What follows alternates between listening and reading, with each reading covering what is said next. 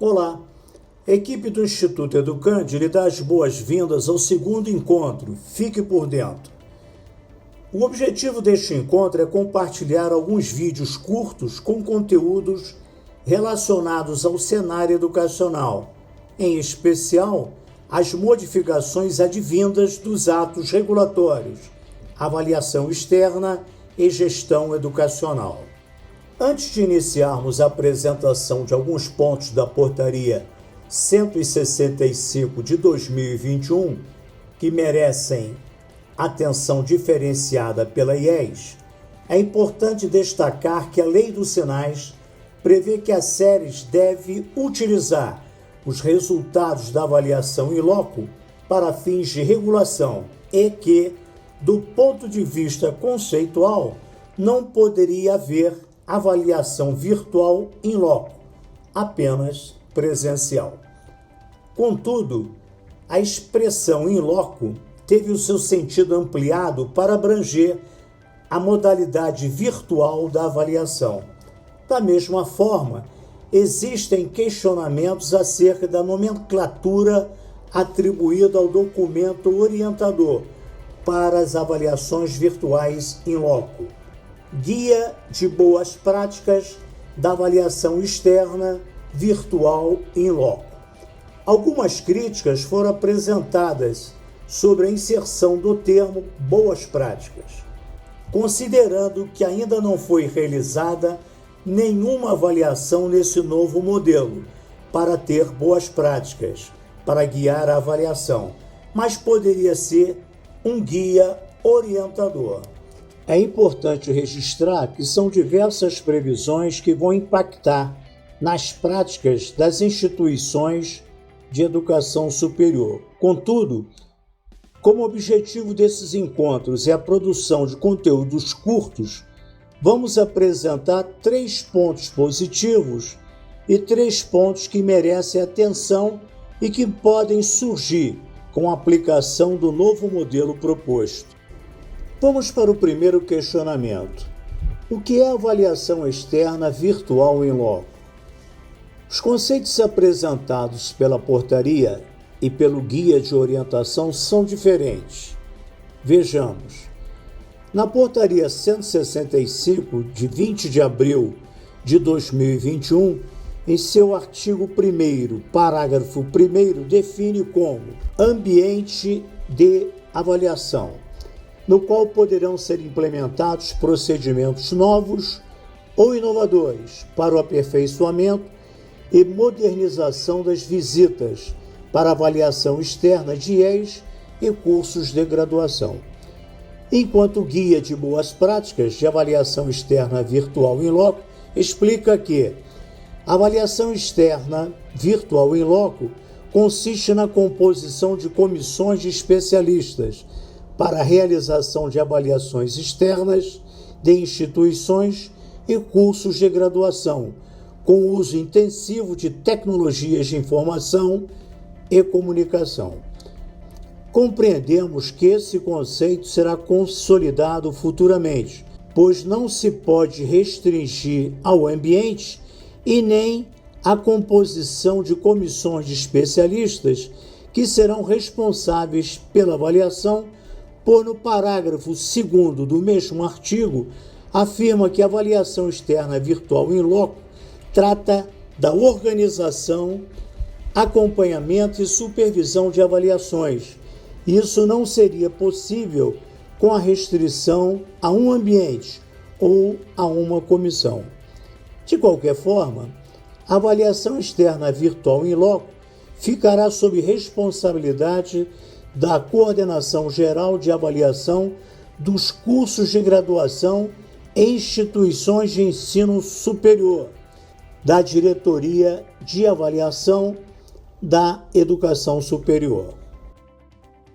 O artigo 3º da portaria reza que a avaliação externa virtual in loco será implementada com o uso intensivo de tecnologias da informação e comunicação, TIC, objetivando, inciso 1º, fortalecer a organização da avaliação, seu acompanhamento e supervisão, a segurança da informação a disponibilidade de avaliadores e o atendimento a IES e cursos de graduação no país.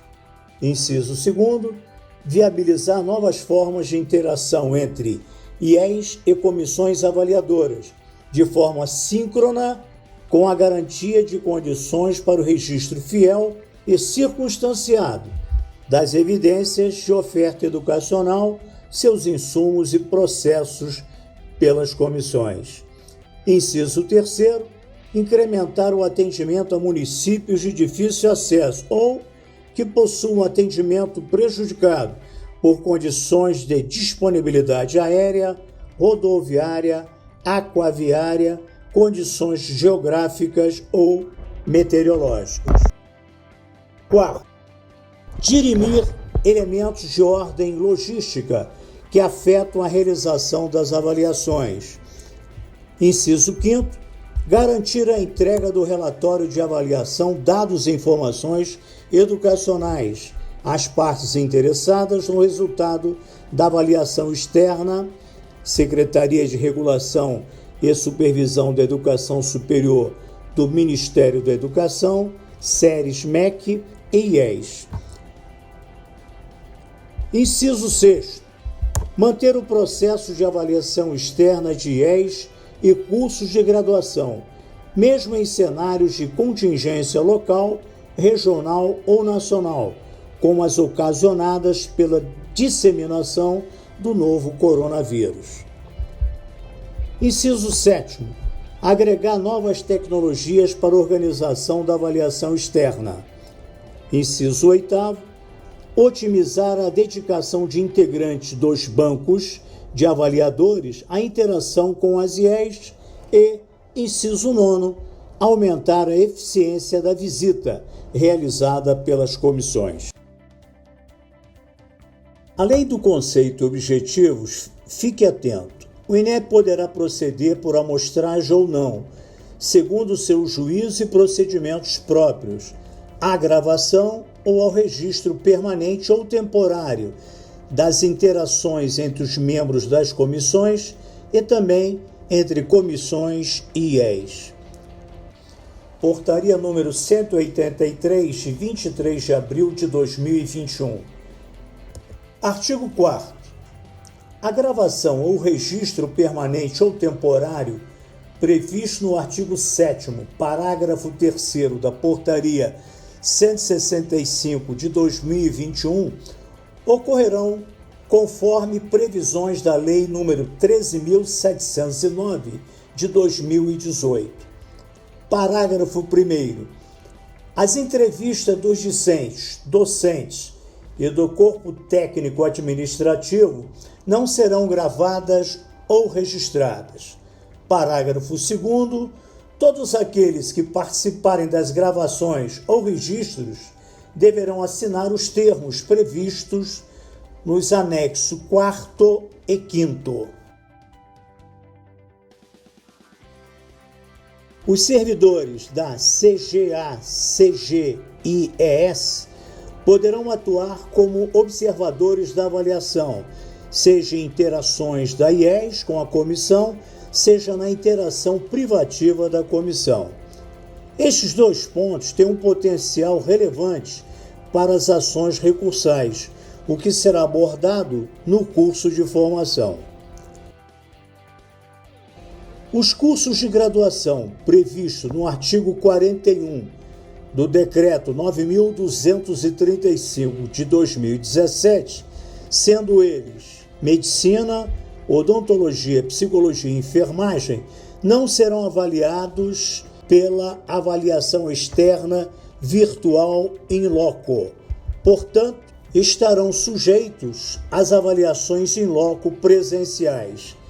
Em outras áreas de conhecimento, existem discussões sobre a avaliação do novo modelo de avaliação, como, por exemplo, nos cursos de Direito. Os atos de recredenciamento institucional, reconhecimento e renovação de reconhecimento dos cursos de graduação estão sobrestados, conforme portaria número 796, de 2 de outubro de 2020, não sendo objeto de avaliação enquanto perdurar a vigência dessa.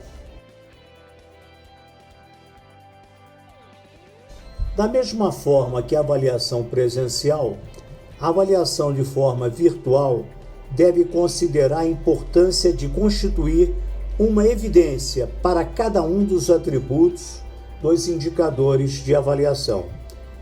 Como previsto na portaria em seu artigo 8º, cabe à IES organizar todos os materiais e evidências necessários para a realização da avaliação. Nesse sentido, destacamos a importância de indicação das evidências já no ato do preenchimento do formulário eletrônico.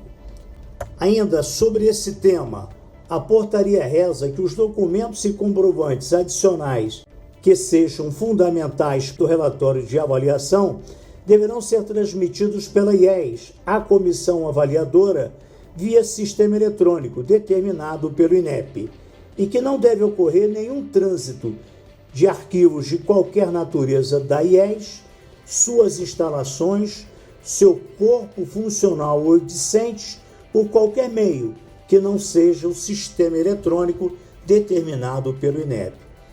E para conhecer um pouco mais sobre as evidências, aproveitamos um trecho do nosso curso de formação Atributos e Evidências para os instrumentos de avaliação externa para explicar sobre os tipos de evidências.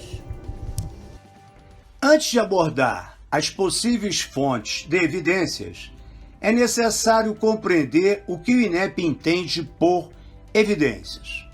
Para tanto, vamos utilizar o glossário dos instrumentos de avaliação externa disponível no portal do INEP.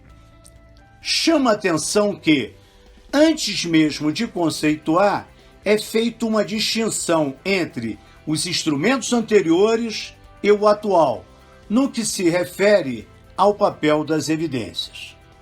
Segundo o glossário, as evidências assumem papel central porque, ao contrário dos instrumentos anteriores, em que vários indicadores articulavam números e cálculos para expressar um conceito de qualidade ou uma perspectiva de análise sistêmica e global, os novos instrumentos consideram que a diferença entre um conceito e outro é determinado pela presença ou aumento da complexidade de um atributo.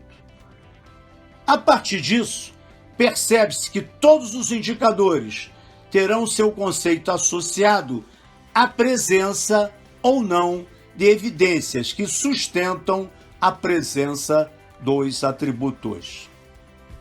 Há vários tipos de evidências, sendo que o glossário ressalta 4. Físicas, obtidas pela observação das condições da infraestrutura e ou do comportamento das pessoas na IES. Documentais, relativas aos conteúdos dos documentos institucionais relevantes à avaliação. Testemunhais, que agrega desde as entrevistas com membros da comunidade acadêmica até abordagem de pessoas fora de um sitting de reuniões. Analíticas, obtida pela comparação, correlação e análise que a comissão realiza sobre o projeto de avaliação. O ideal é que se tenha os atributos validados por mais de um tipo de evidência, tornando mais forte para a comissão de avaliação a caracterização dos atributos. Como estamos lidando com 4 tipos, vale a pena desenhar quais aqueles que estão sob o controle direto da instituição, como as físicas e documentais, e agir no sentido de garanti-las. As testemunhais serão obtidas a partir de um processo de construção da percepção da comunidade acadêmica, com programas, ações de comunicação, endomarketing e, principalmente, intervenção em direção à qualidade dos serviços ofertados. Além desses aspectos, há características das evidências que devem ser consideradas. Suficiência. Ocorre quando a evidência é convincente para o avaliador e para as demais pessoas interessadas. Validade. Permite atribuir credibilidade e suporta o resultado da avaliação. Relevância significa estar associado aos objetivos e aos objetos da avaliação. A seguir, vamos trazer exemplos de evidências, separando-as pelos respectivos tipos. A vantagem é que não há novidade quanto ao que será explicitado. A desvantagem é que a discrepância entre evidência do mesmo tipo e, principalmente entre tipos diferentes, pode colocar em dúvida a existência do atributo. Voltaremos a esta questão oportunamente. Vários são os benefícios e surgirão diversas dificuldades durante o desenvolvimento dessa nova prática. Vamos elencar 3 pontos motivadores e 3 pontos que merecem a atenção da IES para suscitar um diálogo construtivo sobre o tema. Pontos positivos que merecem atenção. Eficiência do processo, por exemplo, rapidez na formação das comissões de especialistas, considerando distância, agenda e formação. Segundo, não precisar de deslocamento é um fator determinante para a continuidade das avaliações nesse período de pandemia. Terceiro, acelerar o quantitativo de avaliações realizadas por ano, tornando-se mais célere o processo. Pontos de atenção. Primeiro, no momento não sabemos a postura das comissões na avaliação virtual e o impacto em termos de resultado nos conceitos para instituição e curso dessa prática mediada por tecnologia. Segundo, os recursos de tecnologia da informação e comunicação devem funcionar de forma a contribuir para o desenvolvimento das atividades para não gerar evidências contrárias. Terceiro, os instrumentos foram elaborados para ser aplicado presencialmente, portanto é possível que existam indicadores que necessitem de adequação para que as evidências sejam verificadas virtualmente. Esse tema será objeto de um curso de formação do IEDUC, que em breve será divulgado. Não perca nosso próximo encontro, fique por dentro. Estamos à disposição para receber propostas de temas para análise. Espero que tenha sido proveitosa a experiência nesse encontro. Caso tenha interesse, conheça mais os nossos cursos voltados para avaliação externa. São 2 cursos. O primeiro, Instrumento de Avaliação Externa, Reconhecimento e Renovação de Reconhecimento, que realiza a mesma análise que fizemos com o indicador 2.5 nos demais indicadores do instrumento. O segundo, Atributos e Evidências para os Instrumentos de Avaliação Externa, demonstra como devem ser os registros para comprovar cada um desses instrumentos. O IEDUC possui um portfólio de cursos voltados para a educação superior. Conheça mais. Acesse o nosso site www.institutoeducande.com.br.